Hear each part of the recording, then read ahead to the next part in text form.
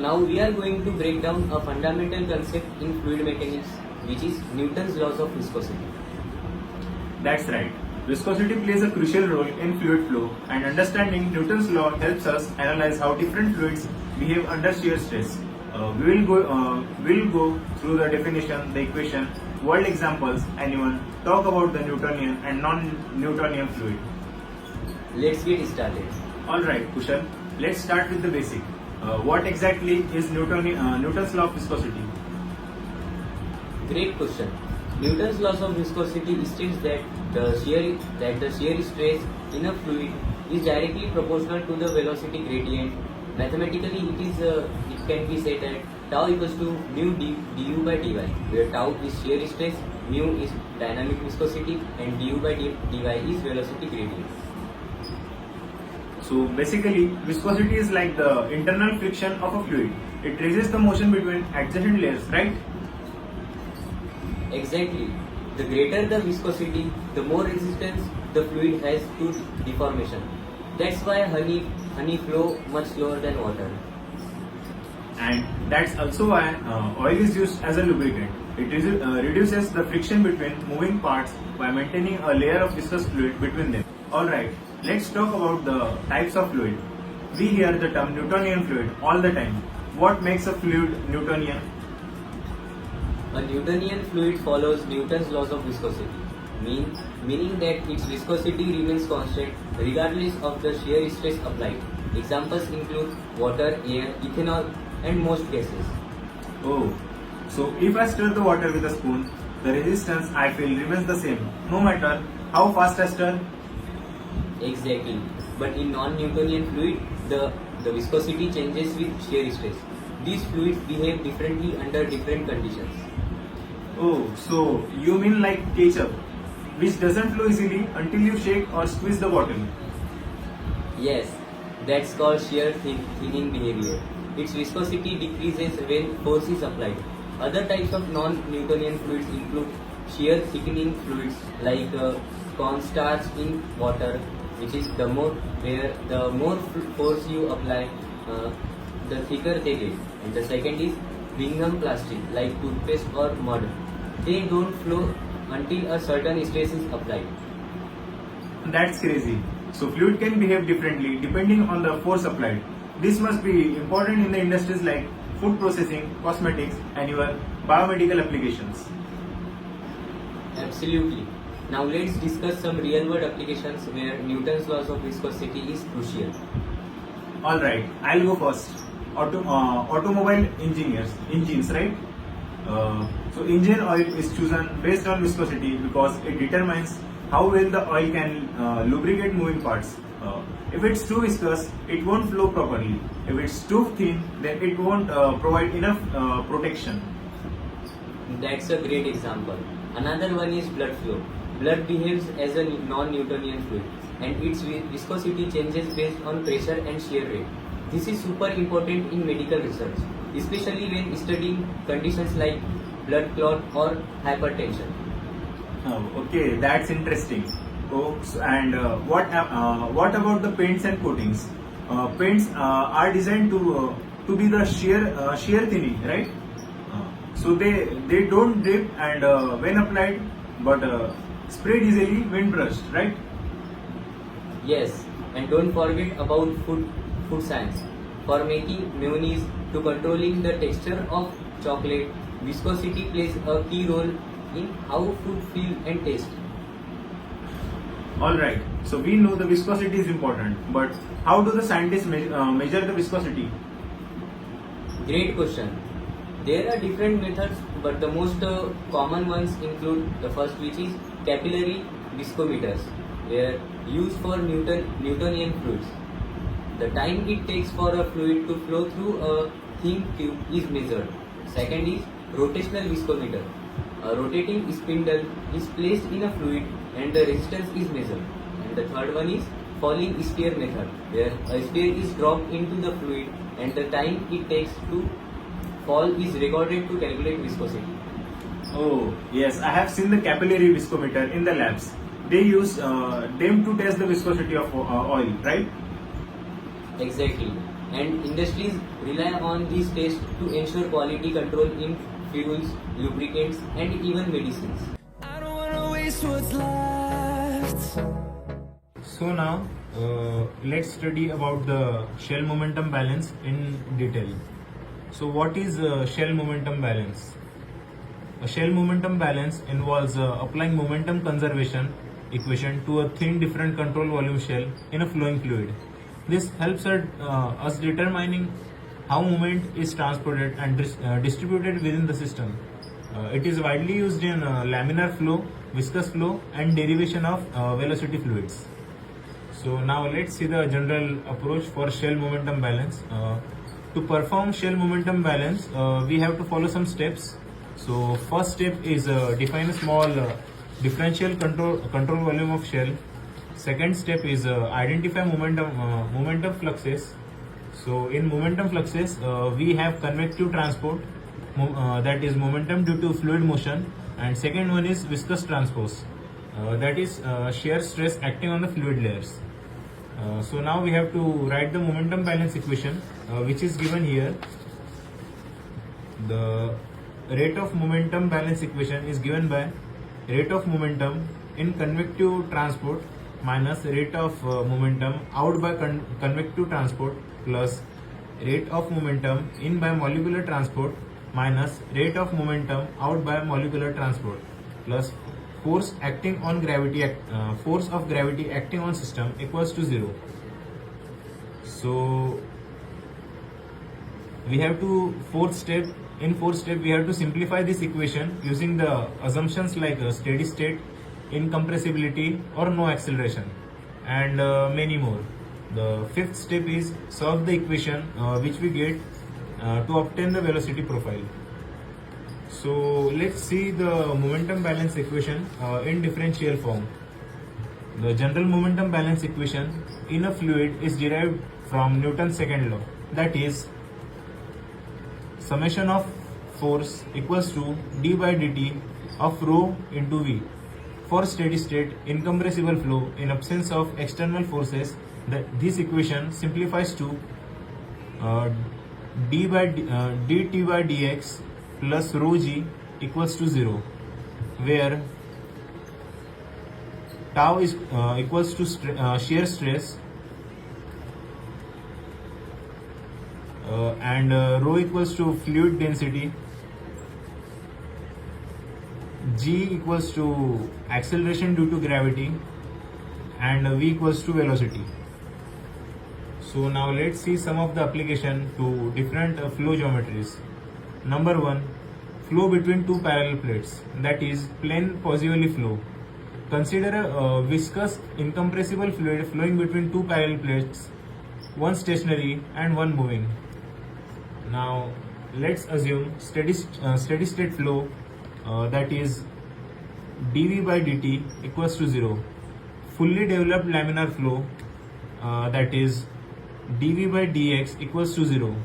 No slip condition at the walls, that is v equals to 0 at the stationary plates. And fourth one is negligible body forces. Now second step, momentum balance equation. For thin shell of thickness dy, this equation becomes d tau by dy equals to 0. This means that shear stress is constant across the fluid layer. Using Newton's law of viscosity, we get tau equals to mu dv by dy, where mu is dynamic viscosity. Now third step is solve this for a velocity profile. Integrating these equations, dv by dy equals to tau by mu. Integrating this, we get v, that is function of y, t by mu into y plus c, where c is constant. To find this constant, we have to apply the boundary conditions that we will see further. And now we determine the velocity profile. Now flow through a pipe, that is Hagen-Poiseuille flow. For fully developed laminar flow in pipe, we consider a cylindrical shell of radius r and thickness dr. For this, we have to assume step 1, steady state fully developed flow, axis symmetry flow, that is dou v by dou theta equals to 0, and third one is no slip boundary condition at the pi pole. Second step is momentum balance. Applying a shell balance in cylindrical coordinates, it gives d by dr equals to r into tau equals to dp by dx into tau, where p is pressure. Now third step is solve for velocity profile. Solving this equation gives the parabolic velocity profile, that is function of r 1 by 4 mu into dp by dx into capital R square minus small r square, where capital R is the pipe radius and this small r is variable. Now let's see the significance of shell momentum balance. Shell momentum balance helps us to derive the velocity profiles in different geometries. Second, provides a fundamental understanding of viscous flow behavior. Third one, it is used in designing fluid flow system like pipe, channels, reactors, and etc. And fourth one is it is very essential for chemical engineers and also mechanical engineers to design their systems and various applications. And this was all about shell momentum balance. There are two possible origins in cylindrical coordinate system, one at the center and one at the rim. So let's see.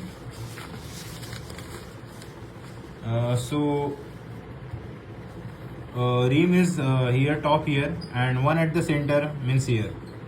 We will assume the origin at the top and the center for the symmetric behavior and simplicity. Even if we assume the origin anywhere all over the system, we will get our final equation to be same.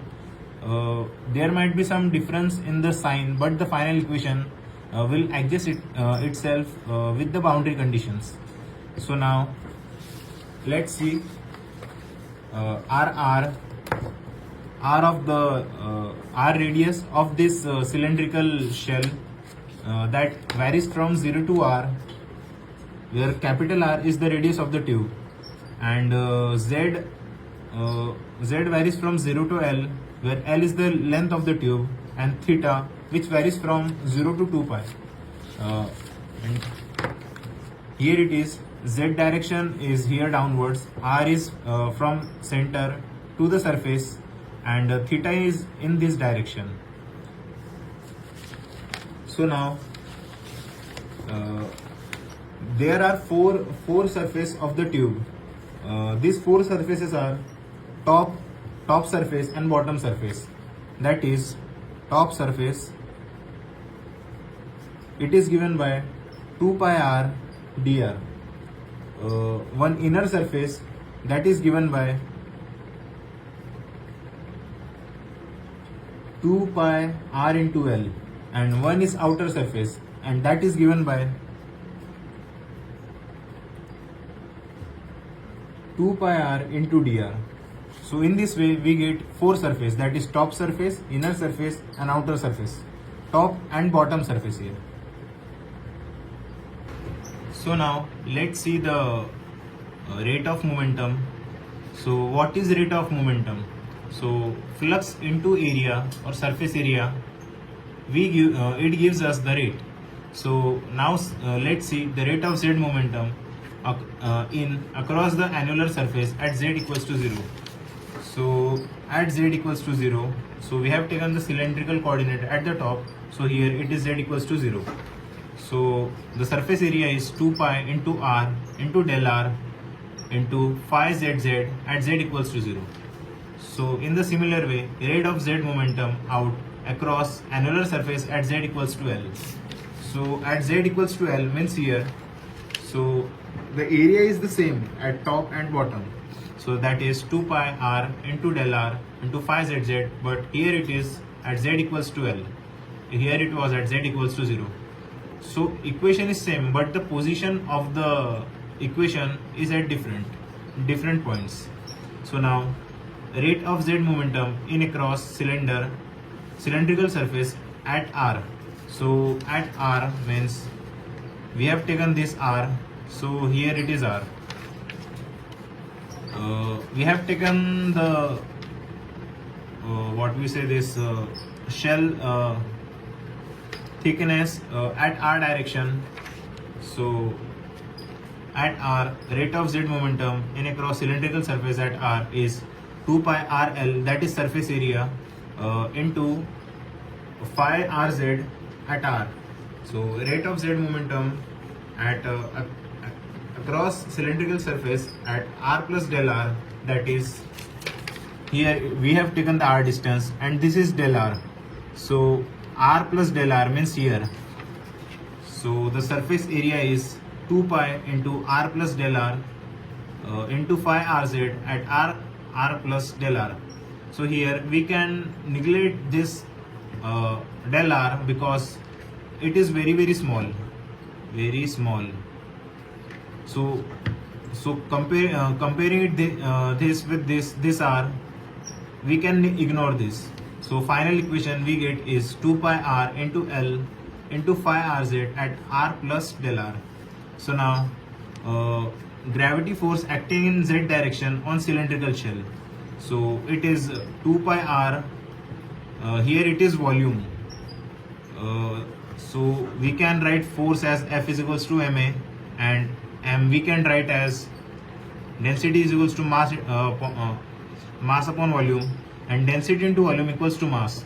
So here it's density and this is the volume, and this is gravitation, acceleration due to gravity.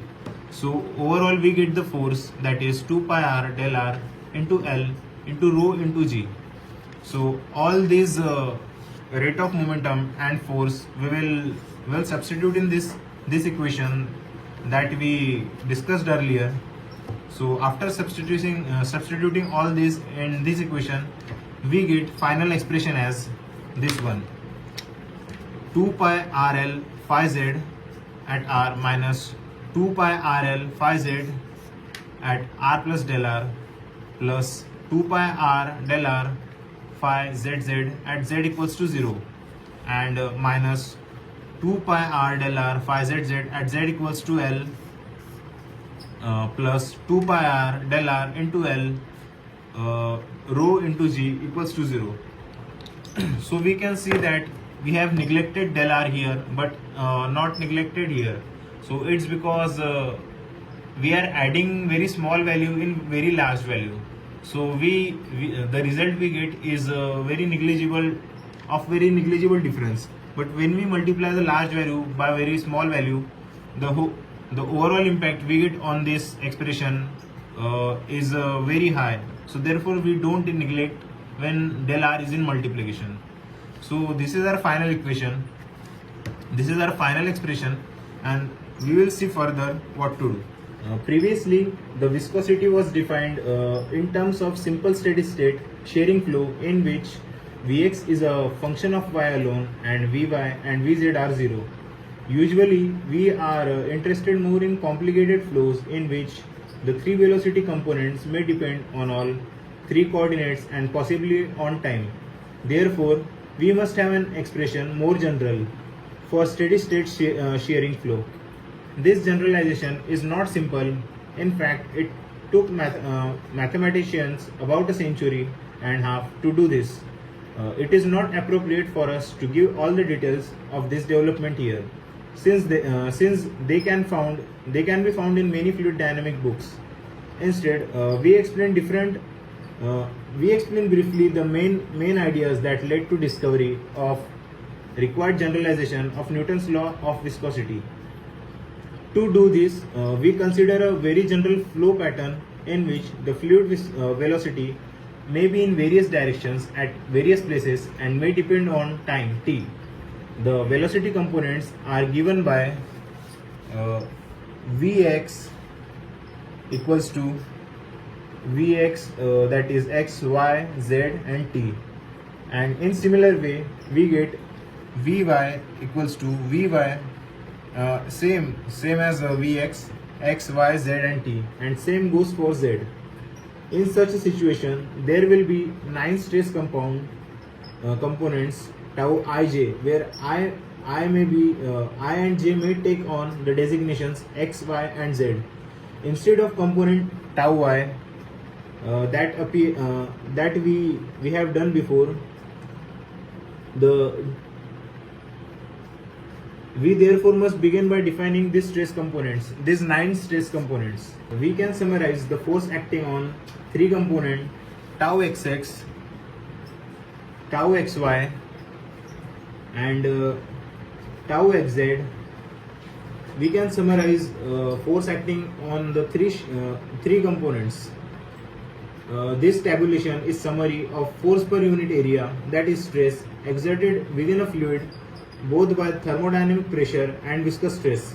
Sometimes we will find it is convenient to have symbol that includes both type of stresses, and so we define the molecular stresses as follows. So this is the molecular stress which has symbol pi ij equals to P, that is pressure, and del ij plus tau ij, where I and j may be x, y or z. And here del is a chronicle delta, which is 1 if the del ij equals to 1 if I equals to j, and equals del ij equals to 0 if I is not equals to j.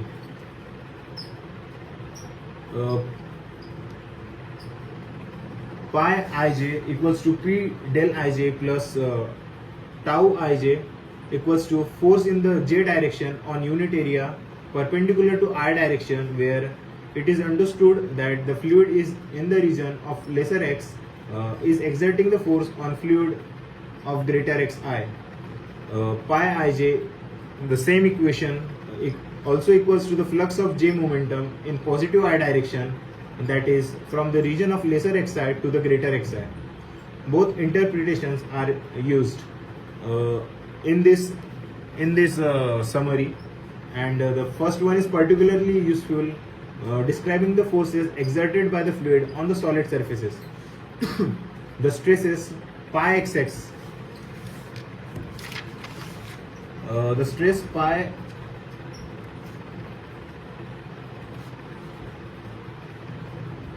xx equals to P plus tau xx and pi yy equals to P plus tau yy, and similarly for z, pi zz equals to P plus tau zz are called normal stresses and normal stresses,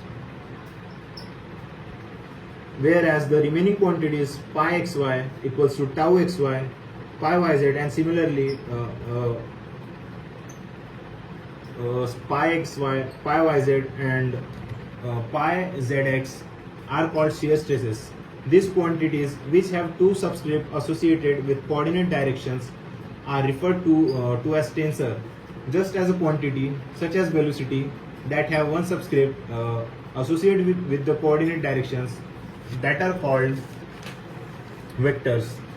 Therefore, we will refer tau as a viscous stress with component tau ij, and pi as a molecular stress with component tau ij. When there is no chance for confusion, the modifiers viscous and molecular may be omitted. A discussion of vector and tensor can be found in the book, that is BSL. The summary of the component of molecular stresses tensor or molecular momentum flux tensor. So this is the direction normal to shaded faces x, y, z, or we say the Cartesian coordinates. We get 3 directions, that is x, y and z. So here vector force per unit area on the shaded or any Cartesian coordinate, momentum flux through the all three sides, that is phi x equals to P del x, that is chronicle delta, plus tau x. Similarly goes for y and z. So now we can see the components of forces per unit area acting on three coordinates, components of momentum flux through the different coordinates, that is x component, y component and z component. That is pi xx equals to P tau x, pi yx equals to tau yx, and pi zx equals to tau zx.